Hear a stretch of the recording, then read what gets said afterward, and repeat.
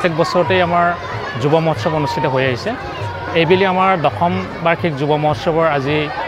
পতাকা উত্তোলনেৰে শুভাৰম্ভ হয় আৰু পতাকা উত্তোলনৰ পিছতেই আমাৰ হিয়াৰ আমঠু, আমাৰ জাতিৰ নায়ক, আমাৰ সকলো মৰমৰ শিল্পী, শ্ৰদ্ধাৰ শিল্পী জুবিন গাৰ্গৰ সবৰ্ণত আমাৰ সাংস্কৃতিক শোভাযাত্ৰা অনুষ্ঠিত হৈ যায় আৰু এই শোভাযাত্ৰাত আমি অসমৰ বিভিন্ন জাতি জনগোষ্ঠীৰ এক সংমিশ্ৰণ, যিটো নেকি আমাৰ প্ৰাণৰ শিল্পী জুবিন গাৰ্গে আমাৰ গোটেই বৰ অসমখন একত্ৰিত কৰি ৰাখিব বিচাৰিছিলে। আমি তাৰে চানেকি স্বৰূপে তেখেতৰ সবৰ্ণত আজি শোভাযাত্ৰা অনুষ্ঠিত হয় আৰু শোভাযাত্ৰাৰ পিছতেই আমাৰ শ্ৰদ্ধাৰ শিল্পীজনক আমাৰ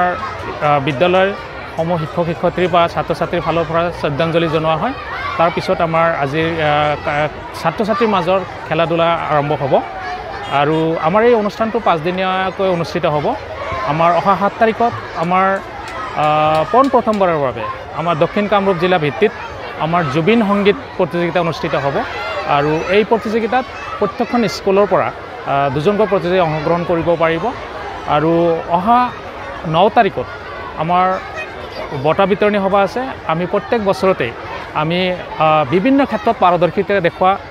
5জন বিশিষ্ট ব্যক্তিসকললৈ আমি এই বঁটা দি থাকিছোঁ আৰু এই বছৰো আমি সমাজৰ বিভিন্ন ক্ষেত্ৰত অৱদান আগবঢ়োৱা 5জন বিশিষ্ট ব্যক্তিক আমি সম্বৰ্ধনা আৰু আমাৰ ব্ৰহ্মপুত্ৰ বেলি একাডেমিক সন্মান 2025 আমি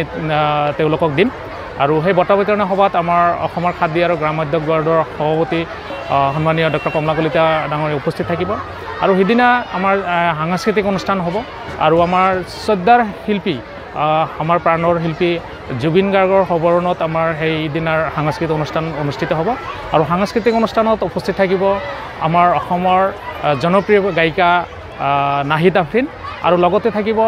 আমাৰ ৰিয়েলিটি শ্ব' ডান্স ইণ্ডিয়া ডান্সৰ উইনাৰ ফ্লৰিনা গগৈ। আমাৰ 9 তাৰিখত সমাপ্ত হ'ব। যিকোনো খবৰৰ বাবে যোগাযোগ কৰক 7099017330 লগতে 7099017110 নম্বৰত।